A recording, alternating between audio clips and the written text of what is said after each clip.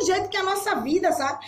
Os processos naturais, eles vêm e eles passam, né? São processos contínuos, mas que cumprem o seu papel, né? Processos naturais que cumprem o seu papel, né? São processos contínuos que Deus demanda para a natureza, né? O autor, o Salomão, ele usa a natureza para ilustrar processos. Ele usa aqui a natureza para ilustrar processos, né?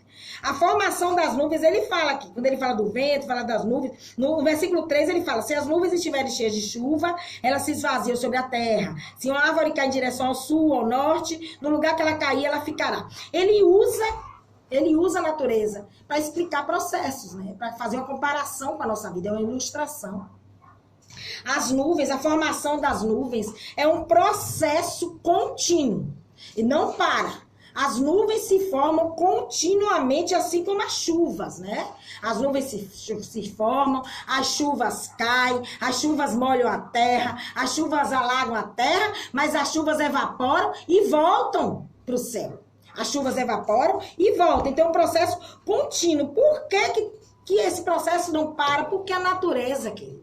A natureza, ela reconhece os decretos de Deus. A natureza, ela obedece aos decretos divinos. Mas nós, veja bem o que Deus está falando aqui.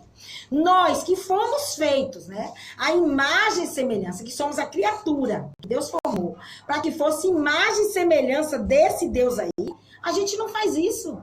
A gente quer interromper processos. A gente quer atropelar, a gente quer driblar processos de Deus. E Deus está dizendo, não é assim que funciona. Você tem que passar pelos processos. Não adianta você querer driblar a minha vontade. Não adianta você querer driblar os meus projetos. Não adianta você querer driblar os meus planos. Não adianta espinhar. Não adianta bater cabeça. Não adianta ficar rebelde. Não adianta fazer birra. Você não pode driblar. Você tem que obedecer aos decretos divinos, né?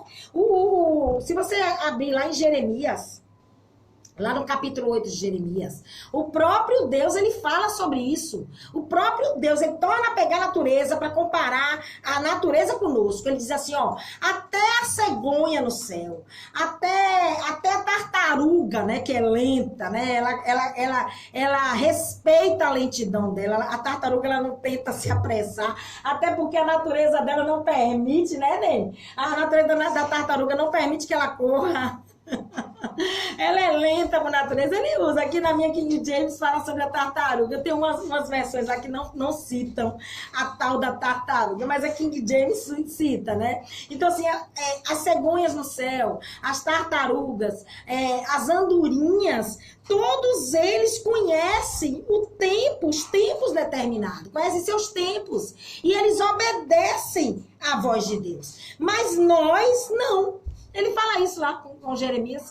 Deus ali naquele momento ele está meio irado com o povo dele. Ele diz, ó Jeremias, não ora por esse povo não.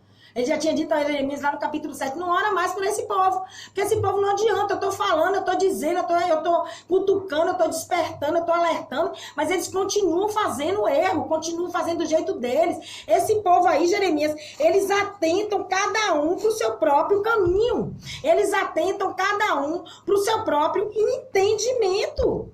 A gente é igualzinho, não mudou nada, só mudou o tempo, só mudou o ano, só mudou o século.